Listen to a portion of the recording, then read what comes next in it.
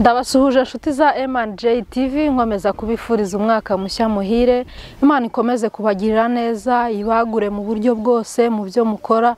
Ikiruta byose ijambo ry'Imana rikomeze kwaguka mu mitima yanyu. Tugiye gusangira ijambo ry'Imana, nahaye umutwe w'amagambo uvuga ngo gusengera mu bushake bw'Imana. Reka dutangire dusoma mu rwandiko rwa mbere rwa Yohana ibice 5 umurongo wa 14. Haravuga ngo kandi nicyo kidutera gutinyuka imbere ye, nuko atwumva iyo dusabye nk'uko ashaka. Ijambo ry'Imana niryo ridusobanurira umurongo muzima dukwiriye kugenderamo, bityo tugasobanukirwa neza uburyo dukwiriye gusenga. Iyo usengeye mu bushake bwayo, ibisohora ku buzima bwawe biba ari iby'Imana igushakaho, iby'Imana ikwifuzaho, ibyo ugomba gukora kugira ngo izina ry'Imana rihabwe icyubahiro. Rimwe na rimwe tujya dusenga ibyo usengeye bitasohora, ukababara ukitotomba, ariko iyo wasengeye mu ijambo ry'Imana, iyo wasengeye mu bushake bwayo, biguha gutinyuka, biguha gushira amanga, ukizera ko ibyo wasengeye uzabigeraho. Urugero, ushobora gusengera umuntu ngo akizwe, biri mu bushake bw'Imana ko umuntu akizwa. Icyo gihe Imana izabiguha kuko uri gusenga ibiri mu bushake bwayo. Kugira ngo usengere ibiri mu bushake bw'Imana, soma ijambo ry'Imana, kubera ko abizera Imana, abiringira Imana, ntago tugendera mu bibonetse byose. Dufite umurongo tugomba kugenderamo. Iyo ugendeye muri uwo murongo, ugasenga ibyo wumva ko biri mu bushake bw'Imana, ugasenga uhanze amaso Imana, udatekereza wowe ibyo ushaka, ahubwo uhanze amaso Imana kugira ngo ikugeze ku byo yo ishaka yuko ugeraho. Biragusaba gusengera mu bushake bw'Imana, ukamenya ibyo ugomba kugenderamo kugira ngo ibyo usaba Imana bibe biri mu bushake bwayo. Imana ibyo twifuzaho ni ibyiza. Imana ishaka ko tugera ku byiza. Rimwe na rimwe tujya dukora n'amasengesho, ukihanga amasengesho wenda y'iminsi runaka, ukavuga uti Imana ndimo ndasengera aka kazi, nzava muri aya masengesho ari uko nkabonye.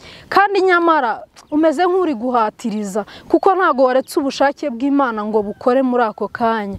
Ushobora kuba uri gusengera ako kazi, ariko ushobora kugahuriramo n'ibigoranye, gashobora kutakubera kumugisha. Ariko usenze ubushake bw'Imana ngo bukore, usenze ubushake bw'Imana ngo bube ari bwo bukubonekera muri ako kanya, ako kazi bishoboka ko atari ko Imana igushakamo, ahubwo wenda iguteganyiriza kwikorera. Kandi nibyo byiza kurusha ako kazi, kuko twabonye neza ko iby'Imana idushakira ari byo byiza kurusha uko twebwe dutekereza. Wasengeye mu bushake bw'Imana, ugasengera ako kazi, ariko ukavuga uti Mwami, bibe uko ushaka ntibibe uko nshaka, kuko njye ndeba nk'umwana w'umuntu, kuko njye ntekereza nk'umwana w'umuntu. Akazi ndimo ndakareba, ariko sinzi imbere uko bimeze, sinzi mbese abo tuzakorana uko bameze, sinzi niba kazambera kumugisha. Ariko Mwami, ni wowe umbera amaso, ni wowe umenyera ibinkwiriye, ni wowe umenya ibyangirira umumaro. Ukavuga uti Imana, uba ari wowe umpitiramo, uba ari wowe umpa umurongo wo kugenderamo. Icyo gihe iyo udasubijwe ngo ako kazi ukabone, ntago bikubabaza, kubera ko wasenze mu bushake bw'Imana. Witeguye ko ushobora kukabona cyangwa ntukabone, bitewe n'ubushake bw'Imana igufiteho. Ni byiza ko dusengera mu bushake bw'Imana. Imana ntabwo ikora nk'abantu. Imana ni Imana, imenya ibidukwiriye, niyo iduhitiramo ibyiza yaduha. Twe dusaba nk'abantu, ariko yo niyo imenya ibyo yaduha. Iyo ushize amanga, nta nubwo utinya ngo ndimo ndasaba ibya mirenge, nta nubwo utinya ngo ndimo ndasaba ibihambaye, kuko uba wizeye neza ko biri mu bushake bw'Imana. Ariko iyo udasengeye mu bushake bw'Imana, uba ufite gushidikanya, utasubizwa, ukababara.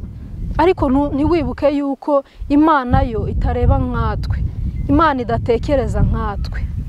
Imana ibagirire neza, turabakunda cyane, mugubwe neza mu byo mukora byose.